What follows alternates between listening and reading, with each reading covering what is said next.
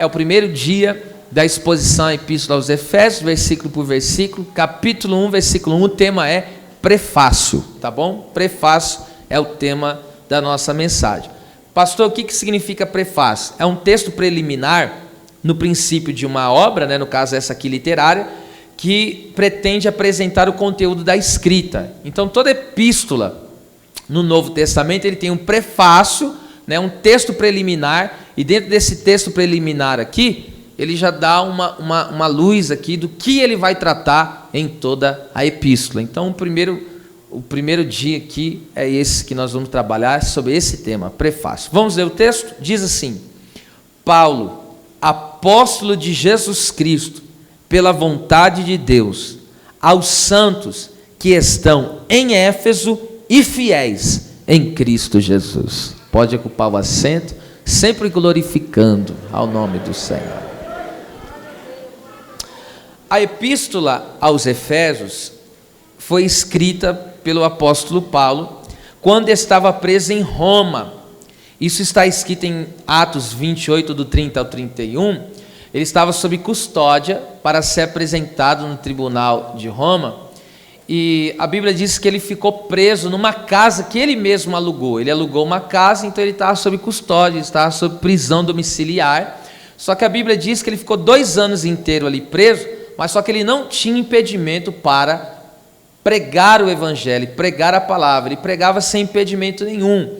E aí ele escreveu essa epístola aqui, tanto aos Efésios, como também acredita-se que a epístola aos Colossenses, a epístola também a Filemon, e alguns chegam até a dizer também, nessa ocasião, a epístola aos Filipenses. Então, logo, essa epístola é chamada da Epístola das Prisões. O apóstolo, ele esteve pela primeira vez em Éfeso, no final de sua segunda viagem missionária, aonde ele ficou pouco tempo deixando um casal missionário ministrando ali. Isso você vê em Atos 18, capítulo 18, do versículo 18 a 21. Paulo ele dá uma passada ali em Éfeso, né? Só que ele não fica muito tempo. E ali ele deixou esse casal, Priscila e Áquila, que deu andamento nesse trabalho. Alguns estudiosos chegam a dizer que foi através desse casal que a obra ali foi fundamentada ali nessa cidade. Agora, em sua terceira viagem missionária, Paulo ele fica cerca de 3 anos ministrando em Éfeso e também na região ali, no caso da Ásia. E a Bíblia vai dizer isso a partir do capítulo 19, né, de Atos. Em 2 anos de ministração de Paulo ali nessa cidade, na região, todos os que habitavam na Ásia ouviram a palavra de Deus. Então a caminhada dele ali, missionária, um trabalho muito árduo, mas foi muito profícuo, foi muito produtivo. Imagine 2 anos, toda uma região ouviu a palavra de Deus, né? E Deus, através de Paulo, a Bíblia vai dizer em Atos 19, 11 e 12, vai dizer que através dele, do ministério dele, Deus fez maravilhas extraordinárias. E a Bíblia diz assim, e pelas mãos de Paulo, Deus fazia maravilhas extraordinárias, de tal maneira que até os seus lenços e aventais eram levados sobre aqueles que tinham enfermidades e espíritos imundos, e aquelas pessoas eram libertas. A glória de Deus tomou conta daquele lugar. De tal maneira, meus irmãos, que o povo ali daquela região foi liberto das artes mágicas e também da idolatria. Você pode ver em Atos 19, vai dizer que aquele povo, eles praticavam artes mágicas, eles tinham livros de bruxaria. E quando Paulo pregou o evangelho no poder do Espírito Santo, aquele povo começou a queimar os livros de bruxaria e de feitiço. E a Bíblia diz também que a palavra de Deus prevalecia e crescia no meio daquele povo, né? E também havia uma entregue à idolatria. Aquela cidade era entregue à idolatria. Isso você pode ver também em Atos 19, do 24 a 26, aonde a deusa padroeira daquela cidade era chamada Diana ou Artemis, ou como algumas colocam aí também, Afrodite. E ali naquela região em Éfeso tinha um templo dessa deusa aí, entre aspas, né, que a gente sabe que não é coisa nenhuma. Ela era um templo tão suntuoso que foi considerado uma das 7 maravilhas do mundo antigo. Então, quando Paulo, no poder do evangelho, pregou ali naquela cidade, o povo tanto estava abandonando o feitiço, as artes mágicas, o ocultismo, a feitiçaria, como também estava abandonando a idolatria. O povo começou a abandonar esses falsos deuses e passaram a se dedicar a Jesus Cristo, tá certo? E nesses 3 anos que Paulo, presta atenção, ele ficou 3 anos ministrando em Éfeso, foi o lugar que ele mais ficou, foi a igreja que ele mais ministrou, né, segundo os relatos bíblicos, foi esta igreja aqui de Éfeso, e foi na verdade essa região, porque nessa região não existia só a igreja de Éfeso, né? Existia várias igrejas ali na Ásia. E antes de Paulo partir da cidade de Éfeso, ele advertiu os presbíteros, no caso os líderes que atuavam ali naquela igreja, a respeito dos falsos mestres. Você pode ver isso em Atos capítulo 20, do versículo 17 a 38, Paulo fala: olha, eu não deixei de pregar todo o conselho de Deus, o Espírito Santo, né, que constituiu os pastores para apacentar o rebanho de Deus.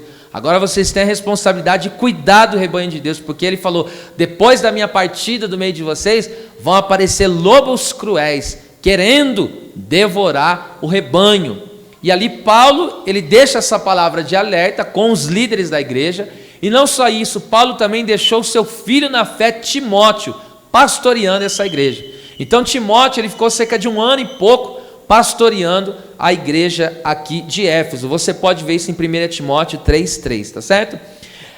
Esta epístola, que leva o nome de Efésios, provavelmente era uma epístola circular, enviada a várias congregações na província da Ásia, a qual, né, ou do qual Éfeso era a principal. Então, quando Paulo escreve, alguns estudiosos vão dizer que não foi uma epístola especificamente escrita para a igreja de Éfeso, mas foi uma epístola escrita para que fosse lida em toda a igreja ali da Ásia, ali no caso de todas as igrejas que compunham aquela região. Só que por que é tido aqui como a igreja que está em Éfeso? Porque como ela era uma das cidades principais, então foi o primeiro lugar onde a epístola chegou, e por isso que ele colocou o nome aos Efésios. E é por isso que você vê que nessa epístola é diferente. Ele não dá nome de pessoas aqui, a não ser Tíquico, que foi o que levou essa epístola para o lugar de destino. Mas ele não fala de outras pessoas, embora ele tenha ficado tantos anos ali, no caso 3 anos ministrando, ele não fala especificamente de alguns irmãos, né? Então dá a entender corretamente que essa epístola era circular, e chegou primeiro na cidade ali, no caso, na igreja que estava em Éfeso, tá certo? Dito isso, né, dentro dessa introdução um pouco mais longa do que o normal, mas como é o primeiro estudo, para você entender essa epístola, tá certo? Agora o texto começa dizendo assim, ó: Paulo, apóstolo de Jesus Cristo, pela vontade de Deus. Quando aqui a palavra apresenta, ele dá esse prefácio aqui, né? Ele se apresenta, né, quem ele é, da parte de quem ele está falando, e ele vai mandar também um remetente, no caso, a quem está sendo destinado a palavra a qual ele está escrevendo. Mas o mistério aqui, quando ele fala Paulo, apóstolo de Jesus Cristo, pela vontade de Deus, aqui fala de 3 coisas. Paulo fala de sua história, apóstolo fala de seu chamado, e vontade de Deus fala da sua origem. Vamos lá, Paulo, quem era Paulo? A primeira menção deste homem na Bíblia está em Atos capítulo 8, versículo 1, quando a Bíblia o apresenta ele como Saulo ainda. Saulo é o nome dele na forma hebraica, tá bom? Que vem de Shaul, que é Saul, né? E Paulo é a forma latina do nome dele, tá certo? Jesus nunca mudou o nome dele, só é questão de chamar ele pelo nome na pronúncia hebraica ou chamar pela pronúncia latina, tá certo? Mas no começo que a Bíblia apresenta, ele começa chamando ele de Saulo, e depois dá a ênfase do nome, chamar ele de Paulo. Observe que ele consentiu na morte do diácono da igreja, chamado o Estevão, e a Bíblia diz que ele perseguia a igreja do Senhor. Esse Paulo aqui, ele era dono de um currículo admirável. Paulo, em outras palavras, era um grande intelectual da época, era um grande homem que tinha um currículo, volto a dizer, admirável, né? Era um homem tremendo. E você pode ver isso em Filipenses capítulo 3, versículo 5, quando ele vai dizer, ó: eu sou circuncidado ao 8º dia. Então ele tinha, né, o pacto que Deus tinha feito com Abraão. Ele vai dizer: eu sou da linhagem de Israel, porque eu sou da tribo de Benjamim. Aí ele vai dizer assim: ainda mais, eu sou hebreus de hebreus. Isso conta muito. Por quê? Porque ele não era filho de alguma mistura, vamos supor, uma mãe israelita com um pai gentil. Não, ele era hebreu de hebreus. O pai dele, a mãe dele era israelita. Isso para o povo judeu conta muito para eles no currículo deles, tá certo? E além do mais, a Bíblia vai dizer que ele era um homem zeloso segundo a lei de Deus, que era no caso a Torá, o Pentateuco, a lei de Moisés. Ele era um homem zeloso na palavra. E a Bíblia diz ainda em Atos 22:3, né, que ele foi criado, ele foi discipulado aos pés de Gamaliel. Quem que era Gamaliel? Um dos maiores rabinos ou mestres da época. Ele teve um homem, né, muito capacitado para o discipulá-lo. E além do mais, no currículo dele você podia acrescentar isso, que ele tinha o título de cidadão romano. E na época isso era muito bom, porque quem imperava era a Roma, né, era o Império Romano. E com isso, quem tinha esse certificado, quem no caso tinha essa certidão aí de cidadão romano, ele gozava de alguns privilégios, tá certo?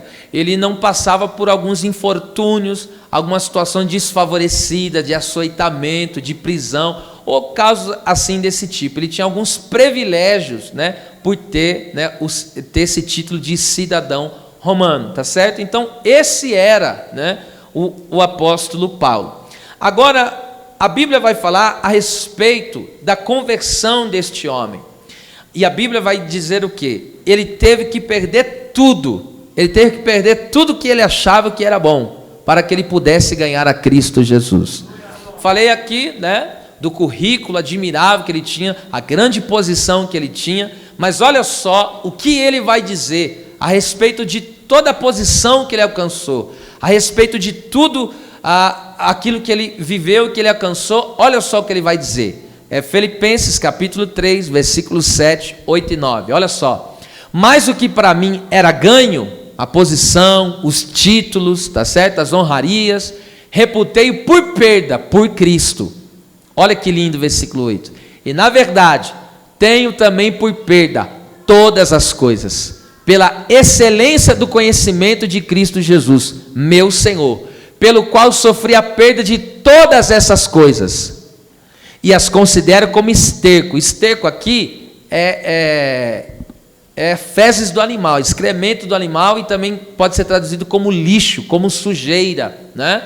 Para que possa ganhar a Cristo. Então sabe o que ele está dizendo?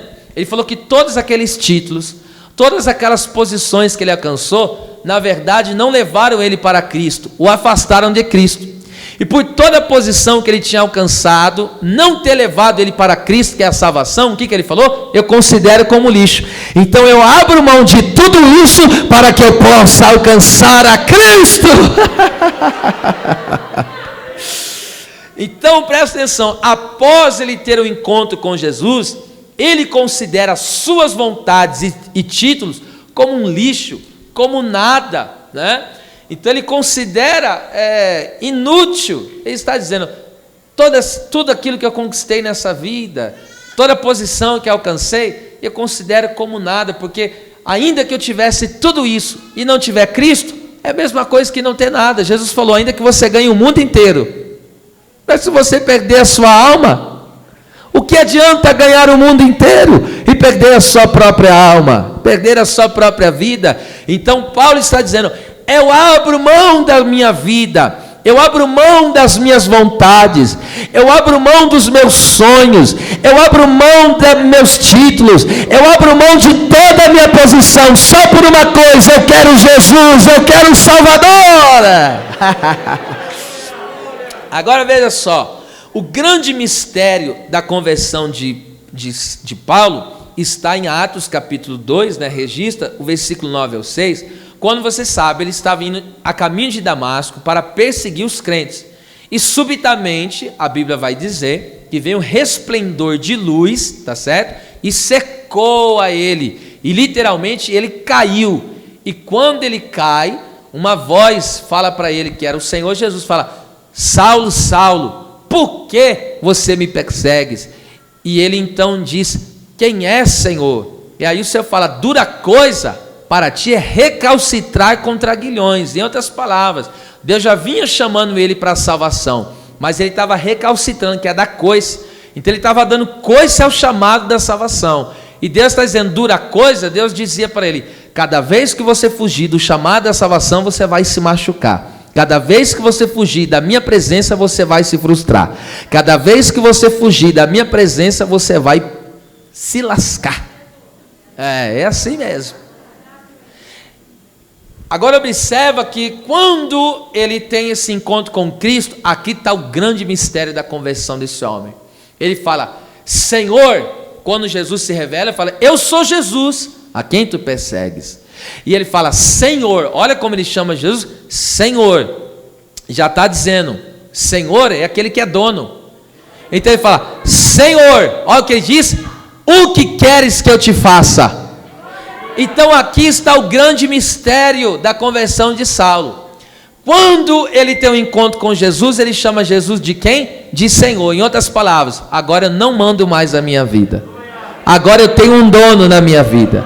Segundo, e por eu ter um dono na minha vida, eu já não vou para onde eu quero ir, eu já não faço o que eu quero fazer. Senhor, o que queres que eu te faça? Então na conversão é o que ele disse, né? Cristo, não vivo mais eu, mas agora Cristo vive em mim. E ele começou ali no momento da sua conversão. E ele pergunta para Deus: Senhor, e agora o que o Senhor quer que eu faça? Irmão, não tem como ter uma vida cristã sem a renúncia. Isso está escrito em Lucas 14, 33, 30 ou 33 ali, vai dizer que aquele que não renunciar a si próprio, não alcançará a salvação no Senhor. Então tem que ter renúncia de si próprio. Então quando nós temos encontro com o Senhor, antes de Ele ser o meu Salvador, Ele tem que ser o meu Senhor. Jesus nunca será Salvador de alguém sem primeiro ser Senhor.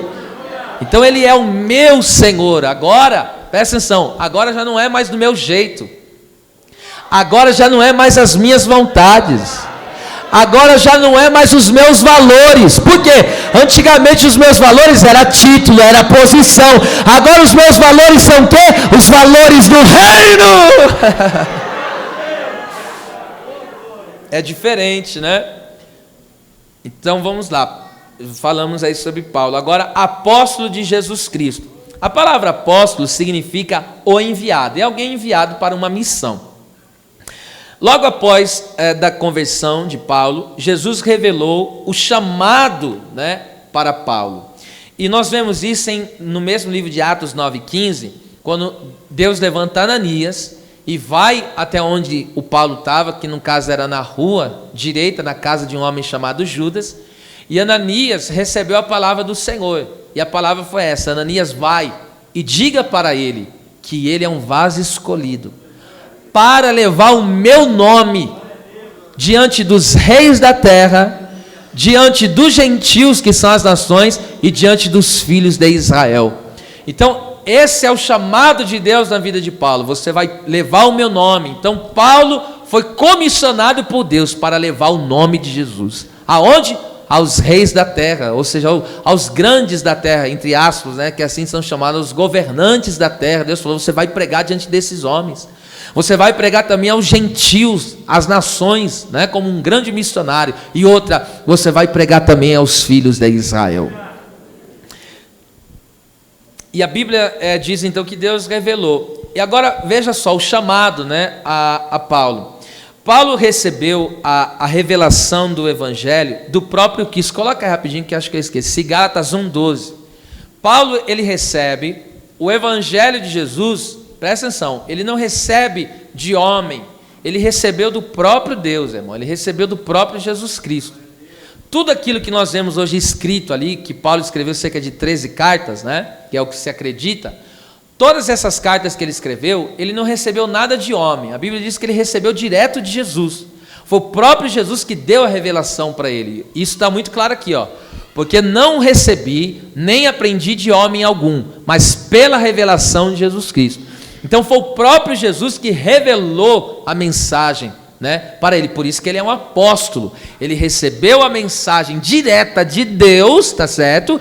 E agora esta mensagem chegou até nós, que é a Bíblia, tá certo? É a composição dos livros da Bíblia. Então eles receberam a mensagem de Jesus, a mensagem do Filho de Deus, sua vida, sua obra, morte, ressurreição, ascensão, a sua volta, né, para vir buscar a igreja e assim por diante, toda a vida de Jesus. Então ele recebeu essa mensagem direto do Senhor. Por isso que ele é um apóstolo. Ele recebe esta mensagem do Senhor e agora ele é enviado para pregar essa mensagem. Agora entende por que nós somos uma igreja apostólica?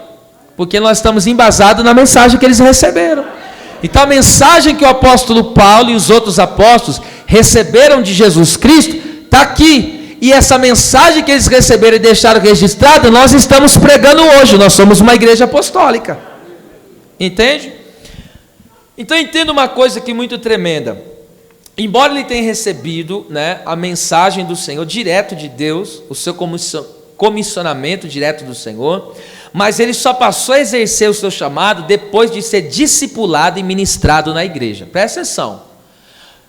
Ele poderia dizer: pera lá, eu recebi a mensagem direto de Jesus, eu não preciso ser pastoreado por ninguém, eu não preciso dar satisfação para ninguém, eu não preciso de ir em templo. Não, ele não falou, recebi a mensagem direto. Só que para ele exercer o ministério dele, primeiro, ele foi discipulado e ministrado dentro da igreja. Ele foi pastoreado, presta atenção, alguém que o próprio Jesus se revelou para ele, apareceu para ele, mas ele não começou a exercer o ministério sem primeiro ser discipulado dentro da congregação. Dentro, eu digo, do seio da igreja. E isso está escrito em Atos. Vamos ler isso? Atos, capítulo 3, versículo 1 ao 3. Isso aqui já rebate aquelas pessoas que dizem: não, o meu negócio é direto com Deus. Falastrão. Não existe isso, meu negócio é direto com Deus. O compromisso de Deus é com a sua igreja. Quem não tem compromisso com a igreja não tem compromisso com Deus. Vamos ver isso aqui? Presta atenção. Na igreja que estava em Antioquia, havia alguns profetas, doutores, a saber, Barnabé, Simeão, chamado Níger, Lúcio, Cirineu, Manaém, que fora criado com Herodes, o tetrarca olha o que ele fazia lá na igreja, está aqui, ó, versículo de número 2, ó. E servindo eles ao Senhor, ele servia ao Senhor. De que jeito?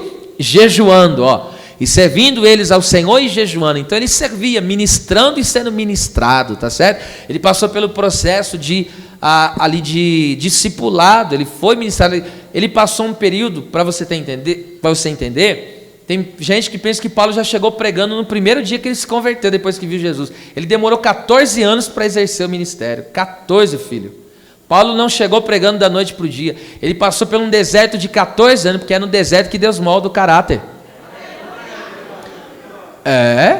E aí ele passou por esse deserto onde ninguém dava nada para ele. Você sabia que as pessoas não aceitavam ele? Mesmo que ele recebeu uma revelação direta de Deus, até mesmo as próprias pessoas ali do meio, né, da igreja não aceitavam ele.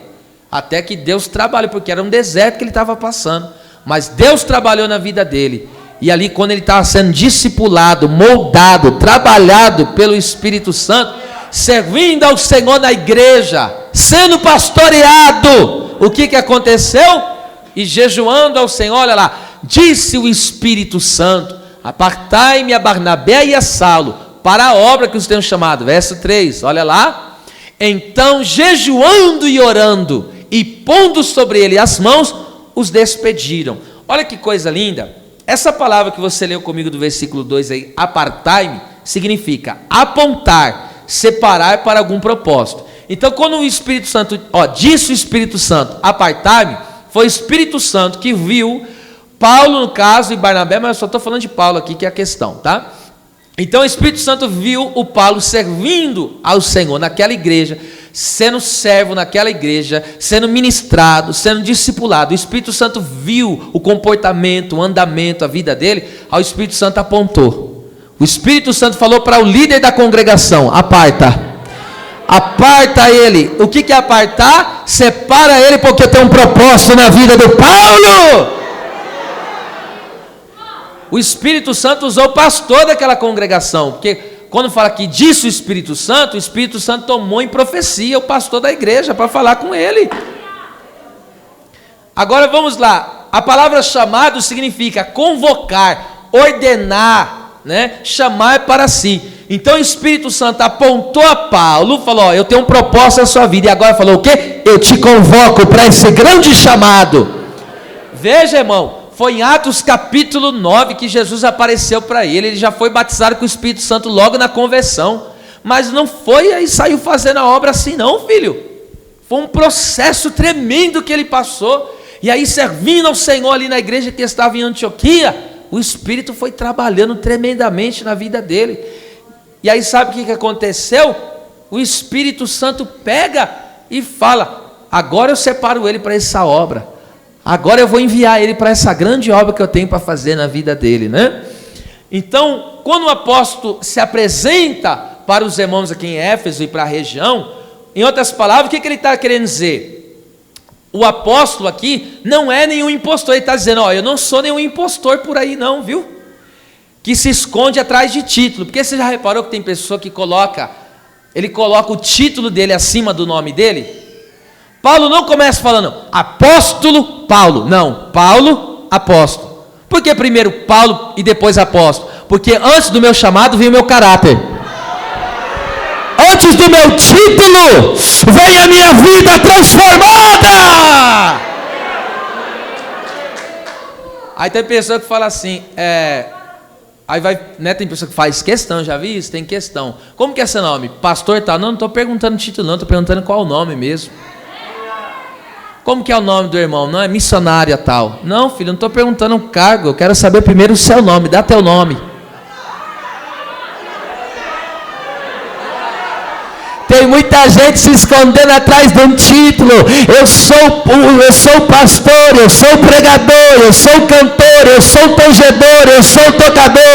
Deus está dizendo, eu estou interessado no teu nome, me dá teu nome, Jacó. Hey, derrebe, canto da raça.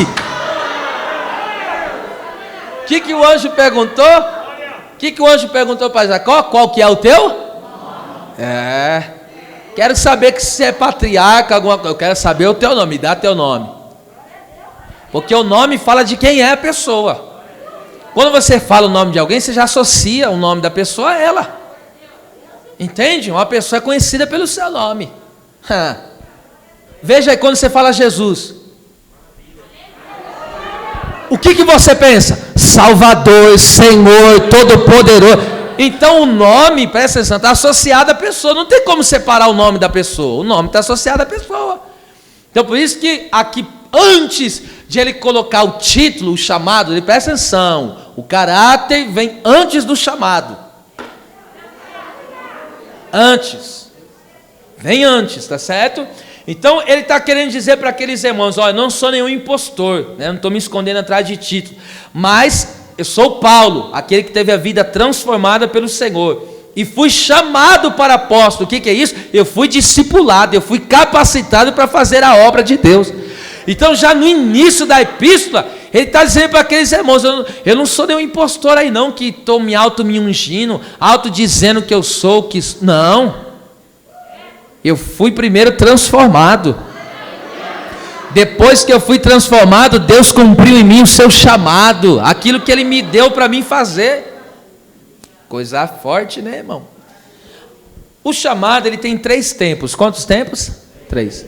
O chamado de Deus na vida de um homem, ele tem 3 tempos. Vocês já ouviram isso, mas cabe aqui a repetição. Não, porque não tem algo mais importante para dizer, mas pelo que falo, por ser tão importante. Os 3 tempos do chamado está aqui no que Jesus falou. Ele falou assim, ó, vinde a mim. Depois ele falou, ficai em Jerusalém, até que sejais revestidos de poder. E terceiro ele falou, ide por todo mundo. Então, vinde, fica e vai. Vinde, fica e vai. Por que vinde? Porque ele quer te transformar. Ele só pode transformar se você vir até ele. Vinde os que estão cansados, oprimidos, eu vos aliviarei. Então é isso. Aí depois que você vem, o que ele faz? Ele faz você criar raízes. Esse fica, você vai ter que ser discipulado, você vai criar raízes.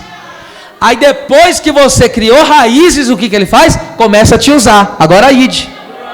Então, esses são os 3 tempos do chamado, tá certo? Então, não queira já ir logo para o ide. Não, primeiro venha. Depois, seja revestido. Fica. Cria raízes. Só depois de criar raízes profundas, vai para dar fruto na presença do Senhor. O que mais que ele diz? Pela vontade de Deus. Então aqui está a origem da nova vida e do chamado de Paulo. Qual que era a origem da vida, da nova vida e do chamado de Paulo? Qual que era a origem? Deus. Pela vontade, né? Efésios 1:3. Pela vontade de Deus. Então Paulo, apóstolo de Jesus Cristo, pela vontade de Deus. Então ele está querendo dizer o quê? Que a vida transformada dele e o chamado dele procede de Deus.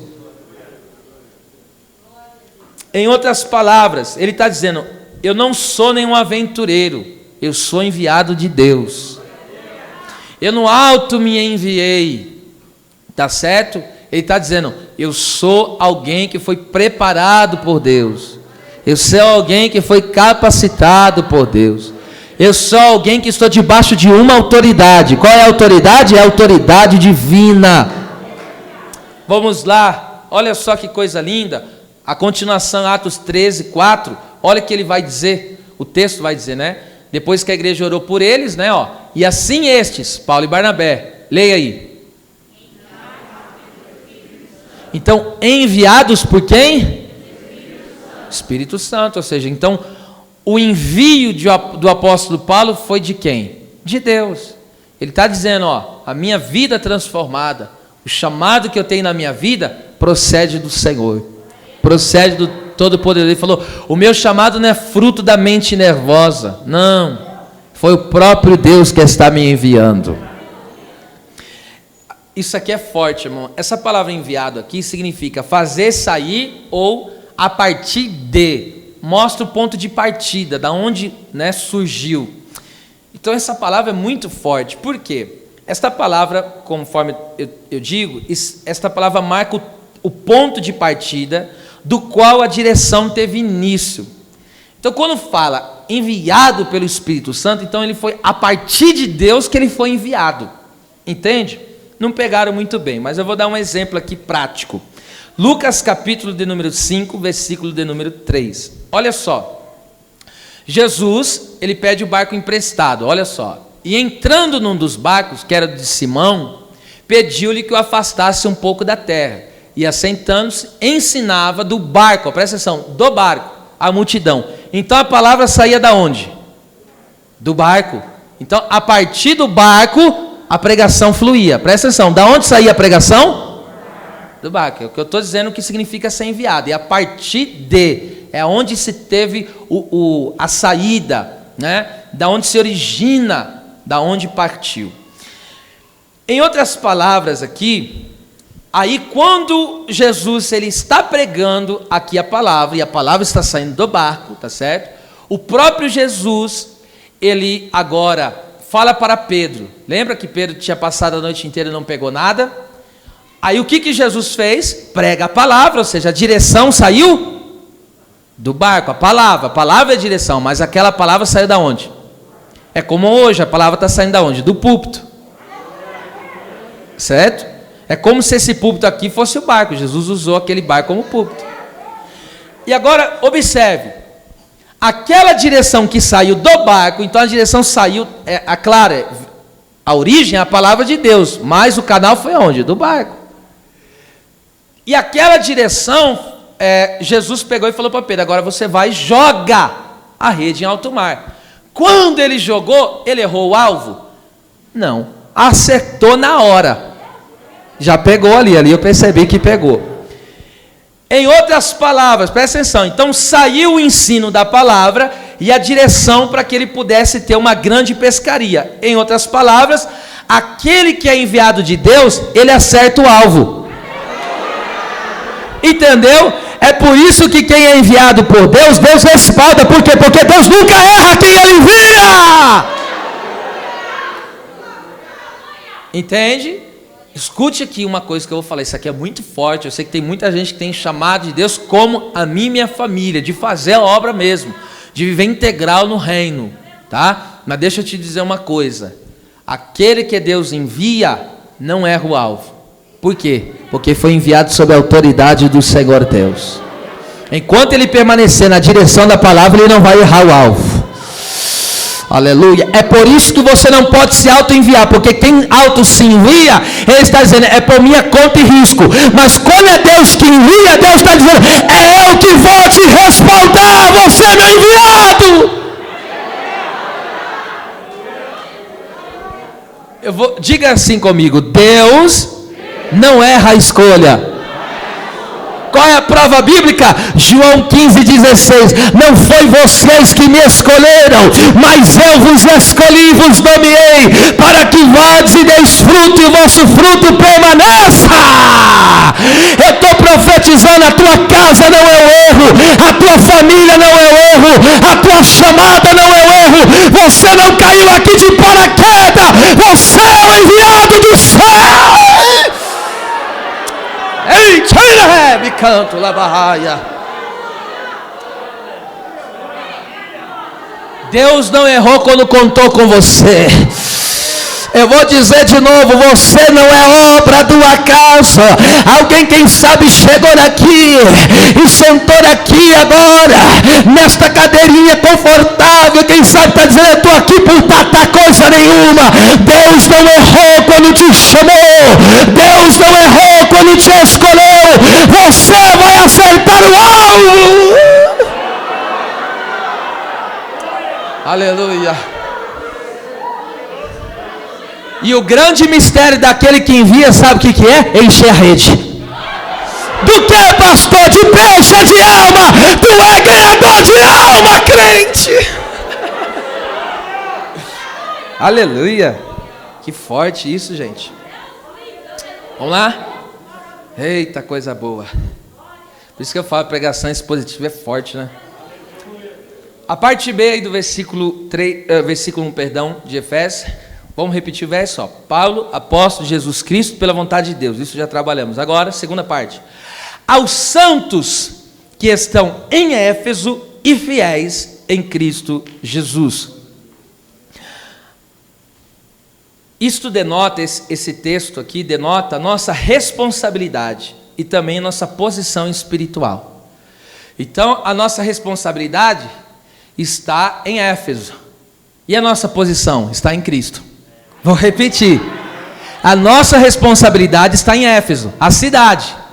Agora, a nossa posição espiritual? Ah, meu Deus. Vamos trabalhar isso aqui, vai. Aos santos. Essa palavra santos aqui significa separado, colocado à parte. Isto é uma referência aos crentes que nasceram de novo. Então, todo cristão, presta atenção. Toda pessoa, todo homem, toda mulher, enfim, qualquer pessoa que nascer de novo, ele é chamado santo. E por que ele é chamado santo? Porque ele foi separado para Deus. Deus o separou do mundo, tá certo? Deus pegou ele e falou, agora você não pertence mais a esse mundo. E Deus falou, agora você é uso exclusivo meu. Então isso significa ser santo, tá certo? Então todo aquele que nasceu de novo, ele é santo. E olha o que a Bíblia fala, como que nós nascemos de novo. Isso é importante, gente. 1 Pedro 1,23. Nós somos gerados para uma nova vida aqui, ó. Sendo de novo gerados. Por que de novo? Porque nós nascemos fisicamente. E aí quando você recebe, aqui como nós vamos ler a palavra, você nasce de novo. É por isso que a Bíblia diz que nós somos uma nova criatura, uma nova criação. Então é necessário, por isso Jesus falou para Nicodemos, é necessário nascer de novo. Aí Nicodemos falou, vou entrar de novo na barriga da minha mãe. Jesus falou, seu cabeçudo, não é nascer da carne, é nascer do Espírito. Vamos lá, sendo gerado de novo, não de semente corruptível, tá entendendo? Homem, perecível, mas da incorruptível. Então a Bíblia está chamando, ó, pela palavra de Deus. Em outras palavras, a palavra é o sêmen de Deus. Ah, isso aqui é forte demais, gente. A palavra é o sêmen de Deus. E aonde que faz a ovulação? No coração. Aí o sêmen de Deus cai no coração. Aí se o coração abre, fecunda. E aí o que dá? Uma nova criatura. Olha lá. Pela palavra de Deus, viva e que permanece para sempre. Isso é importante. Então a palavra que nos gerou, nos faz ser uma nova criatura, essa palavra permanece em nós. Essa palavra é viva, ela continua trabalhando na nossa vida diariamente. Por que você acha que você tem força para caminhar? Por causa da vida de Deus que está em ti, que está em mim, que é a palavra. Ao nascermos de novo, nos tornamos filhos de Deus. Lembra que Jesus falou? Quem creu em Cristo, né? Deus deu-lhes o poder de serem feitos filhos, ou chamados serem filhos de Deus, tá certo? Então todo aquele que ele recebe a palavra e ele nasce de novo, ele se torna um cidadão do céu. Vou repetir: todo aquele que é gerado pela palavra, ele passa a ser um filho de Deus. E sendo ele um filho de Deus, ele não é mais um cidadão da terra. A cidadania dele é do céu. A identidade dele é do céu. Entende? Aí na sua certidão de nascimento está escrito lá: pai. Veio da onde? Céu. Mora onde? Jerusalém. Oh, meu Deus. É isso que acontece. Nós somos registrados no cartório do céu. Você não... é registrado. E como? Aonde é o cartório no céu? O livro da vida.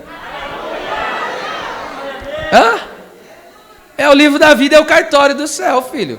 Você não sabia que lá no céu tinha cartório, não? Oxe, lá tem cartório.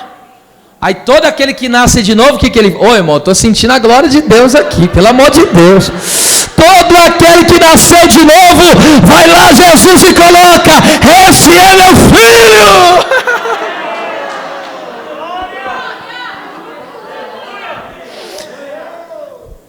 Aí vem a pergunta: como deve ser a vida do regenerado? Regenerado, você sabe, aquele que nasceu de novo. Como que deve ser? O próprio Pedro responde nesse texto. Olha como deve ser a vida do regenerado. Vamos lá? 1 Pedro, capítulo 1, versículo 15 e 16. Presta atenção. Mas como é santo aquele que vos chamou para a salvação, sede vós também santos em toda a vossa maneira de viver. Versículo 16. Porquanto escrito está: sede santos, porque eu, Senhor, sou santo. Então, se o meu pai é santo, se a natureza do meu pai é santo, então essa é a minha natureza. É a natureza dele em mim. A santidade não vem de mim, a santidade vem dele. Eu tenho um DNA de Deus. Você tem um oh meu Deus. Agora, olha o que a Bíblia diz: ser santo em toda maneira de viver. Isso me compete dizer que nós temos que ser santos. Está vendo porque nós somos um povo diferente? Nós somos diferentes no meio dos iguais. Entende? Por que nós somos diferentes no meio dos iguais? Porque nós estamos aqui, mas estamos de passagem.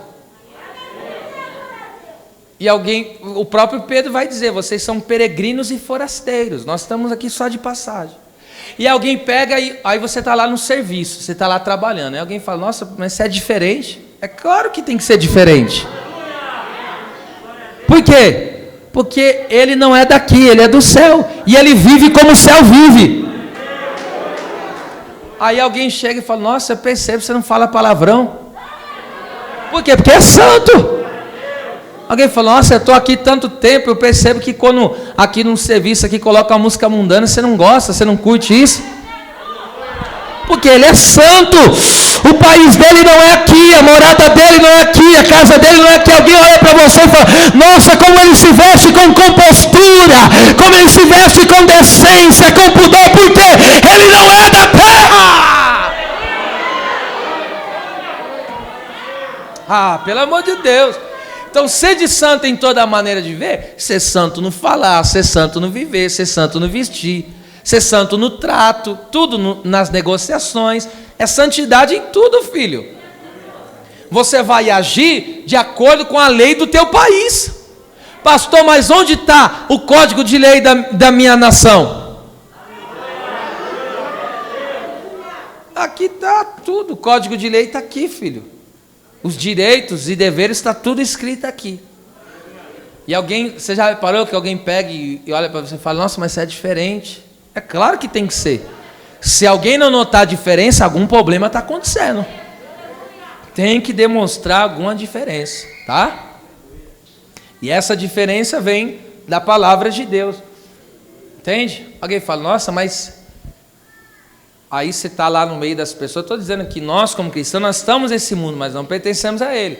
Aí, de repente, está lá, você está numa empresa, um exemplo. Aí você está trabalhando, chega final de ano, tem aquela festividade que eles fazem, e você vai, é funcionário, só que lá tem cachaça, tem bebida. As pessoas vêm te oferecer e você fala, não bebo. Ah, mas por que você não bebe? Porque lá no meu país é proibido.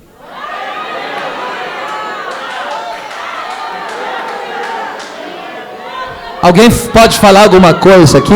Deixa eu perguntar, cadê os gerados de novo aqui? Eu vou te dar 30 segundos para você levantar uma das mãos e glorificar ao Senhor.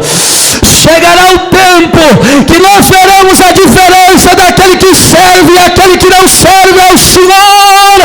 A diferença está na palavra da vida.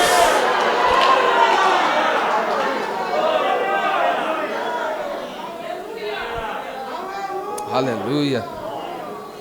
Santo. E agora, por que, irmão? Presta atenção. Nós somos gerados pela palavra, nós nascemos de novo. Eu disse, nós temos uma responsabilidade. Qual é a nossa responsabilidade? Aos santos que estão em Éfeso. Éfeso é uma cidade. E o que tem na cidade de Éfeso? Quem lembra? Em Éfeso tem artes mágicas, tem bruxaria. Em Éfeso tem prostituição também. Em Éfeso o povo enche a cara. Por que você acha que ele fala, não embriaguei-vos com vinho? Nós vamos chegar lá, está longe ainda. Porque lá nessa cidade tinha cachaça à vontade. Sabe o que mais tinha lá? Tinha idolatria. E agora presta atenção.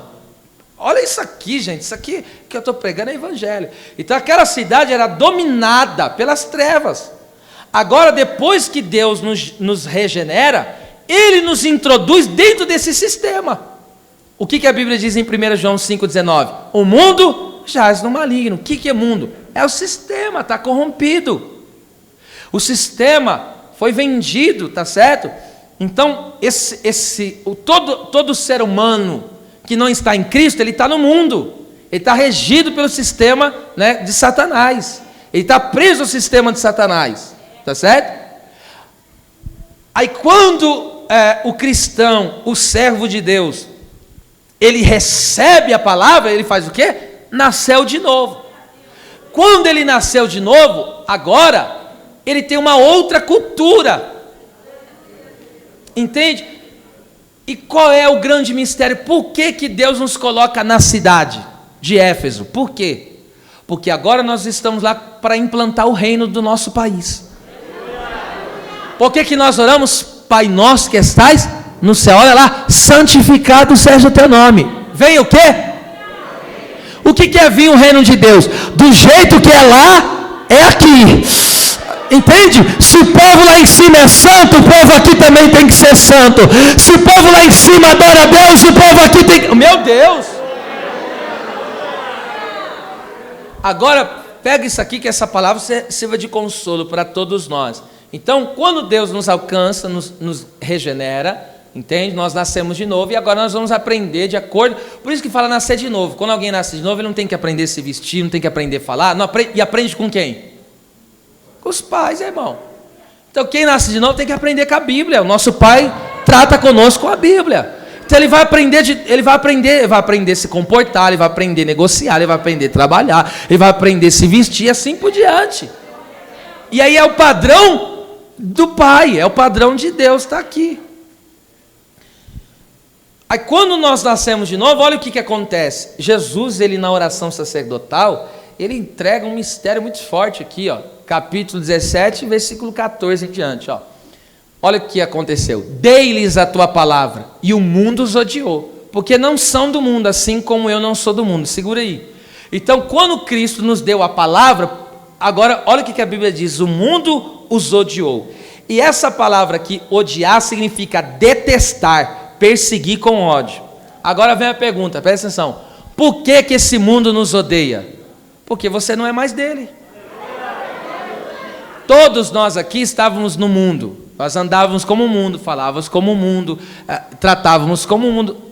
Entendeu? A gente mentia como no mundo, era normal mentir, era normal enganar, era normal prostituir, fornicar, adulterar. No mundo isso tudo é normal. Só que agora, o que o Senhor fez? Quando Ele nos deu a palavra, eu nasci de novo. Quando eu nasci de novo, o que aconteceu? Eu não sou mais do mundo. Está aí, ó. Agora, por que o mundo odeia? Porque ele nos perdeu. E levanta a mão que eu profetizo. O mundo te perdeu para nunca mais te encontrar. Você não pertence a esse mundo asqueroso. Ele te perdeu para nunca mais te encontrar. E agora, onde está o problema? Por que o mundo nos odeia? Eu tenho uma palavra. Eu nasci de novo. E olha o que o salmista diz: lâmpada para os meus pés é a tua palavra. E o que? Luz para os meus caminhos. O mundo não está em trevas? Aí quando você chega com a luz, o que acontece? Pega um lugar, presta atenção, todo escuro, tá lá, um lugar todo escuro, ninguém enxerga nada. Mas se você pega e acende a luz, você vai ver os defeitos. Você vai ver onde está escondido as coisas. Você vai ver, ou seja, vai ser revelado. Escute isso. Todos os dias eu acordo, eu deixo o óculos lá em tal lugar, e de repente quando eu acordo, eu coloco ele, parece que está limpo. Está limpo. Mas é só colocar a luz. Quando eu coloco na luz, dá para ver tudo que a poeira que ajuntou. Por quê? Porque a luz denuncia onde está sujo. Agora entende por que o mundo te odeia? Porque quando você chega lá na empresa, você é a luz. Aí aquela pessoa tem uma vida mundana. Aí você está mostrando para ele, está errado. Aí alguém vai querer fazer um esquema dentro da empresa e te chama. Vamos fazer um esquema para você pegar um por fora? Aí você fala, não participo disso. Meu Deus! Aí alguém pega e vem com conversa mole. Vamos dar uma saidinha? Aí você fala, sou casado. Aí sabe por que ele te odeia? Te odeia por isso. Você não é do mundo. Você... Ah, meu Deus. Meu Deus do céu. Aleluia, só quem é cidadão do céu, entende porque este mundo te odeia, e tem que odiar mesmo, meu filho, porque aonde você chega, o reino de Deus chegou, você chegou, o reino chegou. Arrupiou aqui, gente. Aleluia.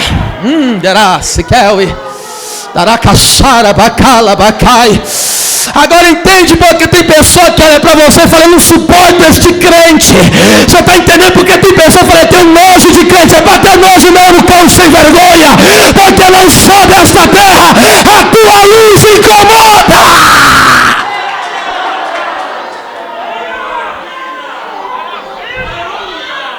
Aleluia. Daracachandarasi que é o erreme nascia. Está vendo? Até a linguagem de quem mora no céu é diferente. Eu convido você a falar na linguagem do teu país. Levante a mão para o alto, eu vou dar 30 segundos para o crente batizado no Espírito Santo começar a falar em outras línguas. E quem não é batizado, abre a tua boca e desenrola no mistério, porque o Senhor está aqui. Abre a boca, eu estou ouvindo alguém falando em línguas estranhas. Fala na linguagem do teu país. É por isso que alguém quando fala em língua não entende. Aí uma pessoa que está em treva entra aqui e fala, o que esse povo está falando? Ele não entende, mas nós entendemos porque eu moro lá, eu sou de lá, eu vim de lá. Era canara cachere candaraia, baracateri me candere bassúria. Ai, bioré, que na saio dele clama. Anda, cachera, calaçai. Terabacalaxanda. É por isso que tem aquele perturbado que fala que você é um puxa-saco do patrão. Não, você é crente. É por isso que tem aquele endemoniado que fala você é muito certinho. Não, você é crente, lavado e... Ah, meu Deus do céu. Ah, meu Deus. Eu tenho uma palavra de consolo para alguém que está dando glória a Deus aqui. Esse mundo nos odeia, nos detesta e nos persegue. Mas Jesus falou em Mateus 5, 10 ao 11, ao 12, ele disse: se por causa do meu nome vocês são perseguidos, vocês são afligidos, se regozija, exulta, glorifica, porque grande é o teu galardão, grande é o teu galardão. Meu Deus, é forte. Anai que nasce. Maraquina sera candaracas. Oh, remeisterebe cantaraia. Era calabachere me candaraia. Takate que patai, katakaturi, kateché. Labacantere, bacantere, bacalabacai. Abra tua boca para adorar. Abra tua boca para glorificar. Porque eu sinto o impacto da palavra, o poder da palavra, a unção da palavra. Enquanto o Espírito está ministrando, Ele está renovando, Ele está curando, Ele está restaurando. Tem poder do alto, tem graça do alto, tem virtude do alto. É no céu. Abra os céus, abra os céus. Eita Deus. Ah, meu Deus. Meu Jesus amado. Ah, é coisa séria. Aí Jesus falou: eu dei a palavra, o mundo vos odeia. Jesus falou para o Pai: eu dei a palavra para eles, o mundo odiou. Por quê? Porque agora não estão mais com o mundo, agora eles são nova criatura. Aí agora nós denunciamos o mundo. Entende? O crente não compactua com o mundo, o crente denuncia. E por que o mundo nos odeia? Porque, presta atenção, nós somos a prova viva de que Cristo está vivo. Eu vou falar de novo. Nós somos a prova viva de que Cristo está vivo. Por quê? Eu vos dou poder. Para quê? Eu vos dou poder para testemunhar. O que é testemunhar? Trazer uma prova, uma evidência de que aquilo que eu falo é verdade. Então cada vida que é transformada está dizendo: Jesus vive. Porque só pode ser transformado pelo poder de Jesus.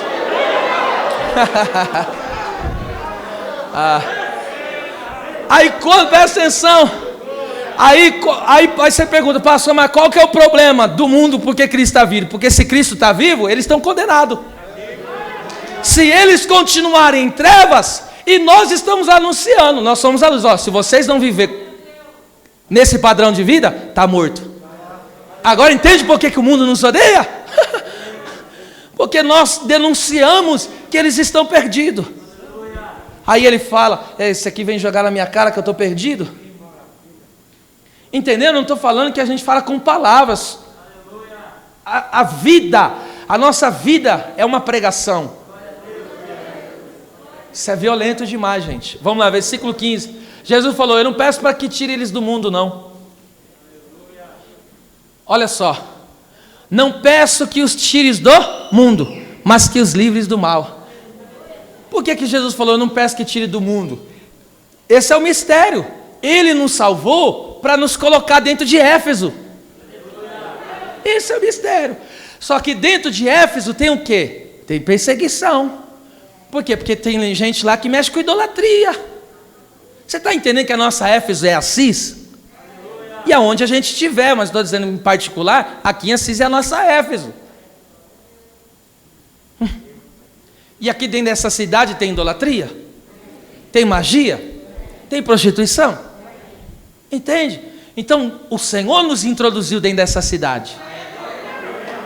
Nós somos enviados de Deus. Aí o Senhor nos enviou dentro dessa cidade.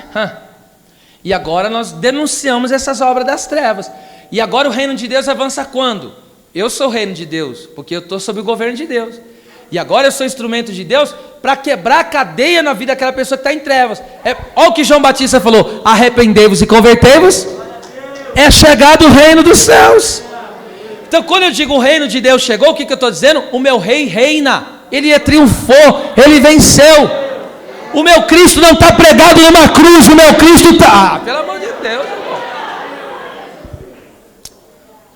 O meu rei reina. E esse livres do mal aqui, essa palavra aí significa, vamos lá, significa, que coisa linda, atender cuidadosamente, guardar. Então, dentro desse mundo perigoso que o Senhor é que nos guarda. Por isso que Jesus falou, você não deve temer aquele que te faz mal ao teu corpo, mas tema aquele que pode tanto fazer perecer o corpo e a alma. Ele falou, tema a Deus. Nós não temos que temer os perigos desse mundo aí fora. Por quê? Porque Jesus falou, Pai, guarda eles, livra eles do mal. Então nós estamos sob a proteção de Deus. Aí Paulo diz em 2 Timóteo 4,17, ele falou, e o Senhor me assistiu e me fortaleceu, e eu fiquei livre da boca do leão. Não entendi, o leão representa o quê? As lutas dessa vida. Esse leão que quer nos devorar, as situações, às vezes um desemprego, entende? Às vezes um problema dentro da família, isso é os leões que quer devorar, entende? E outras coisas mais, né? Ao qual listado em Romanos 8, perseguição e assim por diante, e tantas outras coisas. Mas dentro desse mundo nós temos essa palavra. Jesus orou, Pai, livra eles. O que é isso? Guarda eles, protege eles, sustenta eles. Que coisa linda, não? Agora versículo 17 e 18, olha o que Jesus fala. Santifica-os na verdade, a tua palavra é verdade. Versículo 18. Assim como tu me enviastes ao mundo, também eu vos enviei ao mundo. Então nós somos enviados ao mundo, entendeu? Eu já expliquei a palavra enviar aí, significa a partir de. Então nós somos gerados por Cristo, logo saímos dentro dele. Irmão, eu vou falar de novo. Nós saímos de dentro de Deus. Vou falar de novo, não pegaram, hein? Vou falar de novo. Nós saímos de dentro de Deus. Como que eu saio de dentro de Deus? Irmão, nós somos gerados pelo quê? Pela palavra. A palavra sai de onde? Eu saí de dentro de Deus, a minha vida está em Deus. Agora vamos lá, parte final do texto. Aos que estão em Éfeso, então essa é a nossa responsabilidade, pregar por essa cidade toda. E fiéis, aí Paulo vai dizer, né? Aos que estão, aos crentes, aos santos que estão em Éfeso, já falei da nossa responsabilidade, e fiéis. Essa palavra fiéis aqui significa os que têm fé, que mostram fidelidade. Por Deus ter nos enviado a este mundo como luz para desfazer as trevas, né, as obras das trevas, através do poder de Cristo, é claro. Este mundo procura várias maneiras para nos incriminar. Então presta atenção, esse mundo, ele quer arrumar defeitos para nós, eles querem arrumar faltas para nós. Entende por que existe calúnia, difamações? Você entende? Porque esse mundo ele quer incriminar o crente, ele quer incriminar o servo de Deus. Por quê? Porque ele quer manchar o crente dizendo, é mentira o que ele está falando. E a maneira como é que ele quer incriminar o crente, por quê? Porque ele quer dizer, a vida verdadeira é do jeito que a gente vive. Esse jeito aí de santo aí é errado. Pegou aí? Esta é a mensagem, por isso que existe calúnia, difamação. Então quanto mais a pessoa honrar a Deus, mais ela vai sofrer. Na mão do mundo. Tá certo? Mas isso aqui, você deve ficar em paz com isso. Porque você está glorificando ao teu Deus. E é por isso que eu fico preocupado quando as pessoas falam, estou me perseguindo, estou sofrendo inveja. É lógico. Se você não estiver sofrendo isso, você tem problema, meu. É normal que isso aconteça. Inteiramente normal. E o normal, eu estou dizendo dentro da situação que já aprendemos aqui. Vamos ver o texto aqui. Daniel, ele era fiel. E a sua fidelidade é revelada no íntimo da vida dele com Deus. Vamos ver isso aqui? Daniel é o tipo do crente do reino. Daniel ele foi parar lá dentro da Babilônia, entende? Babilônia comia diferente, vestia diferente, fazia diferente. E Daniel, quando chegou lá, o que ele falou? Não vou comer do jeito que eles comem, não. Não vou me comportar do jeito que eles se comportam, não. Aí olha o que aconteceu, Daniel 6,4. E Daniel, presta atenção, mesmo estando no mundo, ali dentro do sistema, ele não se corrompeu no sistema, dando testemunho de Deus. Daniel passou cerca de 4 imperadores, irmão, e ele se manteve fiel, dando testemunho do seu Deus. Daniel ganhou Nabucodonosor. Você sabe que Nabucodonosor foi salvo, né? Ganhou Nabucodonosor. Já pensou? Ganhou um imperador para o reino.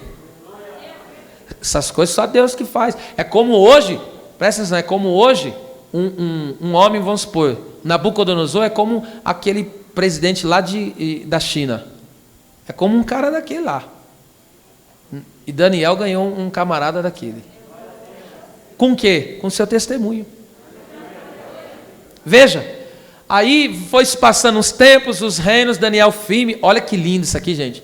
Então os príncipes e os presidentes procuravam achar ocasião contra Daniel, tá vendo? A respeito do reino, mas não podiam achar ocasião ou culpa alguma. Por quê? Porque Daniel não pecava? Não. É porque contra os escolhidos de Deus não há condenação.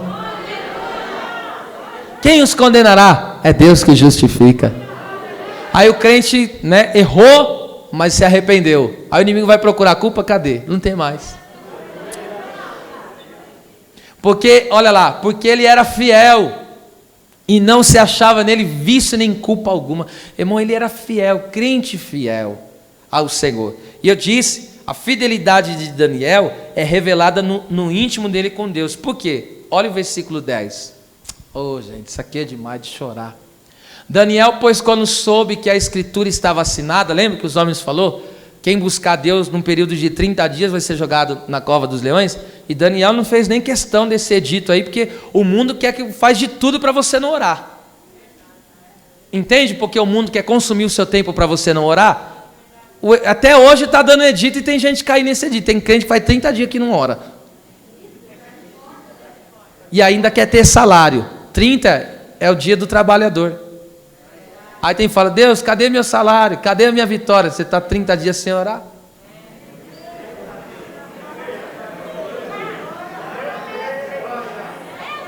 E aí? Vai falar alguma coisa ou vai fingir que não foi com tu?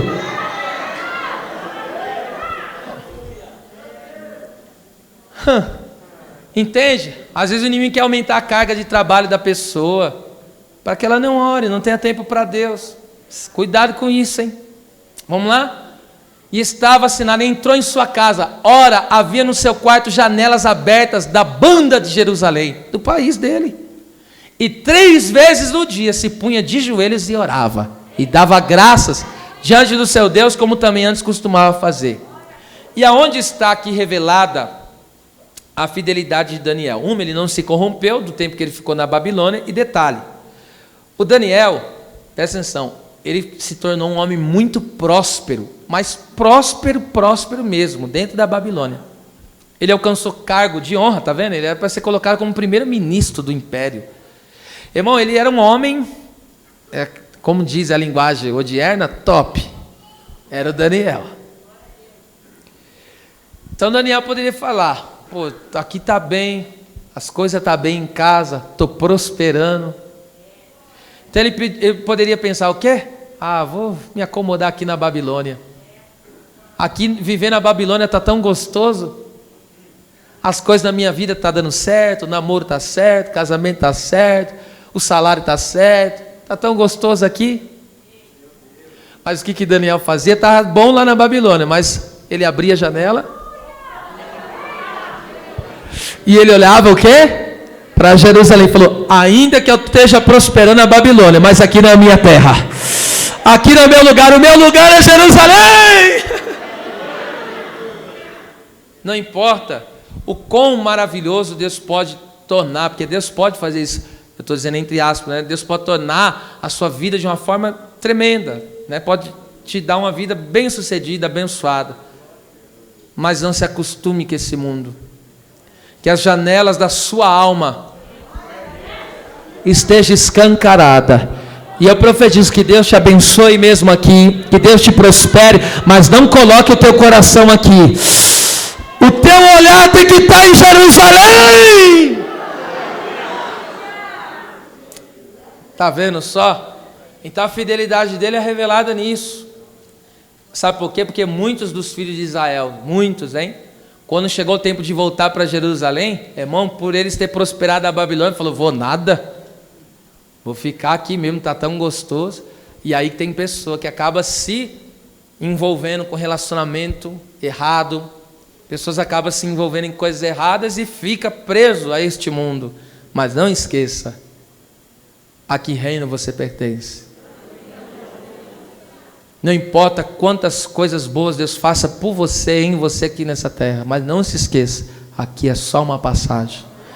Daqui a pouco nós vamos para o nosso descanso verdadeiro, tá certo? E eu encerro em Cristo Jesus. Aí ele diz aqui, ó, vamos ler todo o versículo de novo. Paulo, apóstolo de Jesus Cristo, pela vontade de Deus, aos santos que estão em Éfeso e fiéis em Cristo Jesus. A maior ênfase dessa epístola, a maior profundidade dessa epístola está nessa palavra, em.